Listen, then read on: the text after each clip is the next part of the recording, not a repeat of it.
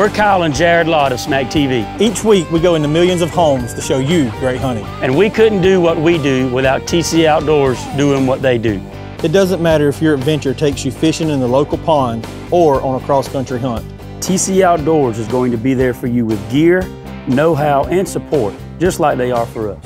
They've been here for years. We know them. And we trust them. So come by TC Outdoors on Northside Drive. Tell them Jared and Kyle sent you. And welcome to the Georgia Southern Postgame Wrap-Up Show. I'm Josh Aubrey, being joined by Georgia Southern beat writer and Statesboro Herald sports editor Mike Anthony. And Mike, an exciting victory for Georgia Southern. They come in this game against the team that was predicted to win the West, and they were also predicted by Vegas to lose this game by 4 points. Arkansas State the favorite. We both picked Georgia Southern to win.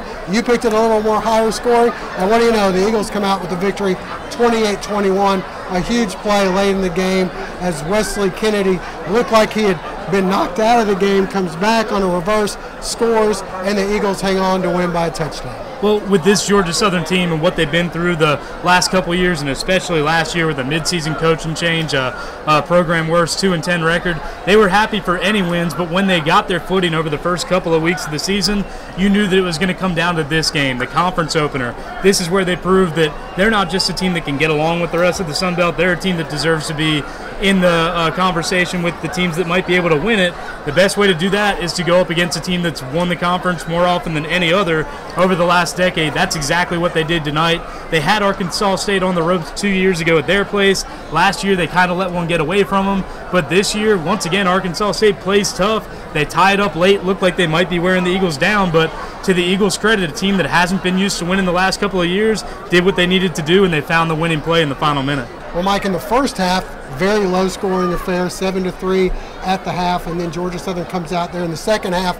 Looks like they retool a little bit offensively, but then again, Arkansas State, Hansen at the quarterback, you knew it was just a matter of time before he got going, and he did. Ends up tying it at 21-all. Then it looked like the Eagles were running out of time. Get that big play by Wesley Kennedy. Well, I think it was great coaching on both sides for both teams. On one side, you've got Georgia Southern getting more confident, going up against a very tough Arkansas State front seven. Not a lot of room to run, but Shy Wertz found some plays, found some reads as the second half went on, able to bust some big plays and put more points on the board. On the other hand, you had a Georgia Southern defense who did a great job of keeping everything in front of it in the first half. It continued to do that throughout the second half, but they did give up yards. They did give up first downs. I think they gave up a lot of heart, a lot of emotion on the field, kind of wearing down a little bit against a very veteran, very skilled Arkansas State offense. They looked like they might have made them pay there with just a few minutes left, tying the game up. If that would have gone to overtime, it might have been a very different story. But as you said, offensive coordinator Bob DeBest, after a timeout on a 3rd and 7, when everybody in the stadium's thinking pass, they go with a reverse that no one had seen all year, and it was the exact right time to call it. And hats off to Logan Hunt. We don't usually call out a defensive player, but he would seem like he was everywhere out there tonight. Especially early in the game, the defensive front, they did a great job of moving Justice Hansen around in the pocket. A few sacks early on that Arkansas State just hasn't given up this year, and they were able to do it without sending a lot of linebackers where they're very thin with some mounting injuries. They were able to do it without sending safeties and committing guys to covering the pass. So that's what you have to do in this 3-4 defense, is just make the other team respect the first 3 or 4 guys up there. That's what Georgia Southern did. They sacrificed some yards for a lack of points and ended up paying off in the end. All right, well, let's get out and see some highlights from the thrilling 28-21 victory. Flyover before Military Appreciation Day. Georgia Southern playing host to Arkansas State. Ready for battle against the team preseason pick to win the West, and the defense steps up early. Logan Hunt with the sack. A little bit later, and it's Ty Phillips taking down Justice Hansen. Georgia Southern's offense struggled as penalties hurt positive plays. And we go to the end of the first with no score. In the second, Arkansas State moving downfield. Hansen to Jonah Adams. The defense holds from there. Blake Grupe with 3 here with the field goal. First points of the game, it's 3-0. The Eagle offense with plenty of positive plays like this one to Wesley Kennedy. But 7 penalties proved to be tough to overcome. Late in the second, the Eagles finally with a big play with no yellow on the field.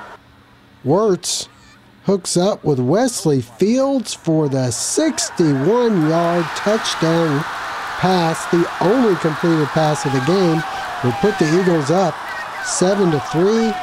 The defense does the rest. Another big hit by Logan Hunt, and we go to the half, 7-3. Plenty of offense in the second half, but here, a nice play by the D, as after the Hansen completion, the ball stripped loose and recovered by Rashard Byrd. The Red Wolves able to score 3 more a little bit later, as another field goal would cut the lead to 7-6, but the Eagle offense then gets on track. First, LeBarrett Anthony gives to Wesley Fields, who gets 13 yards and a first down next. An interesting formation results in the pitch to Kennedy. He finished with 105 yards rushing. Georgia Southern rushed for 348. Leading the way, Shai Wirtz with 113 yards, including the 36-yard touchdown here, as the lead is extended to 14-6. But the Red Wolves respond.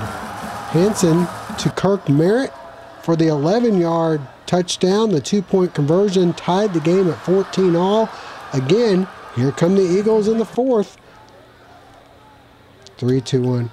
Again, back come the Eagles. Fields takes off on a 64-yard run as he's finally taken down from behind, just shy of the 5. We move to the second quarter, and it's Monteo Garrett finding some space outside, and he goes 6 yards for the score, 21-14 Eagles. Back come the Red Wolves, and Hansen showing he can run as well as pass, scrambling ahead to the Eagle 3-yard line, and then it's Hansen calling his own number. He's in, and we're tied at 21 all late. We move ahead. Under 30 seconds to play, 3rd and long from midfield, and Bob DeBest looking like a genius as he calls for the reverse to Wesley Kennedy, and there's all kinds of room ahead. Kennedy able to break the plane for the touchdown, shoot off the cannon, just like back in Kennedy's high school days. Eagles by 7, and the defense makes that hold up as Georgia Southern knocks off the preseason favorite in the Sun Belt in the West, 28-21. And after the game, we had a chance to talk with a very excited head coach, Chad Lunsford, and some of the players about the victory. Oh man, it's a great feeling to come in here and play those guys, because they like you said, man, they were predicted to win the conference this year, and just to come in and just to get this win, man, it's a great feeling for our players and our coaches, man. And like I said, man, a lot of people still kind of doubting us, but I feel like today we made a statement that we here. I wouldn't say it's a surprise, because we were ready. We were ready to go 4 quarters and play. But just being able to just go out there today and just execute and play all the way through, that's what helped us take this win home.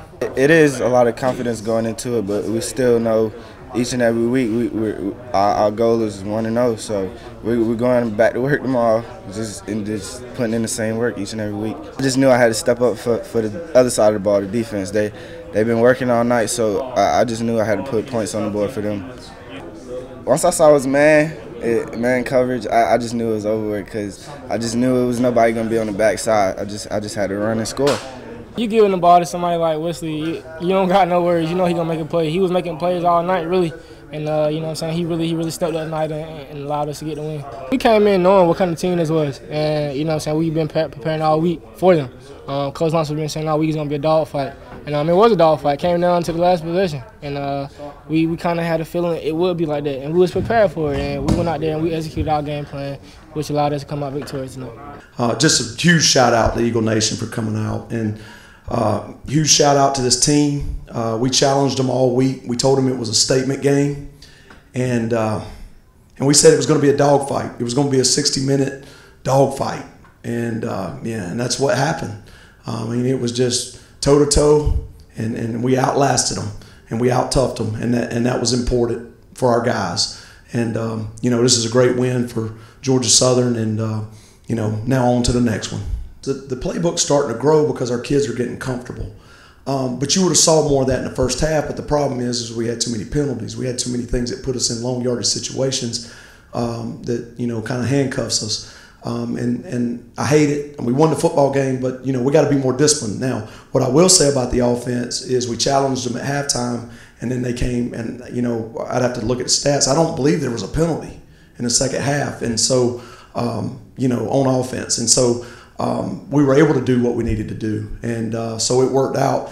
But yes, the playbook's going to continue to grow, but we're not going to outsmart ourselves. There's a thing called the curse of genius.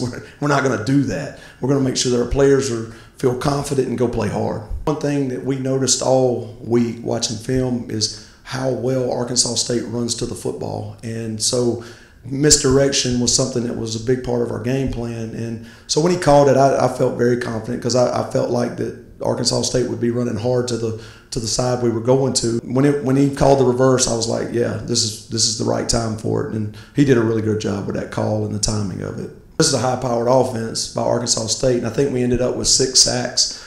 Logan having 3, I believe Ty Phillips had 1.5. Our defensive line was able to get pressure on him. We knew they were going to throw the ball a lot.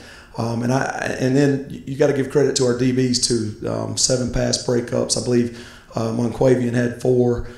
Kendall had 2. I mean, the guys just making plays back there in the back end, and then our guys getting to the quarterback. That was really huge for us. All right, Mike, so 1-0 in Sun Belt play is as good as you can get. Now they got South Alabama coming in here next week, a team that's struggled a little bit this year. And this might be one of the bigger challenges, maybe not in terms of talent that they're going to face, but in terms of the mental hurdle that they have to get over. It was a big mental hurdle to get past the losing ways of the last year. They get a couple wins early. They talk about winning the next week, just winning the next game in front of you. Now they've probably got a lot more confidence than any of these guys have in a couple of years, so it's going to be a party tonight. But I'm sure that Coach Lunsford will say it in the post game.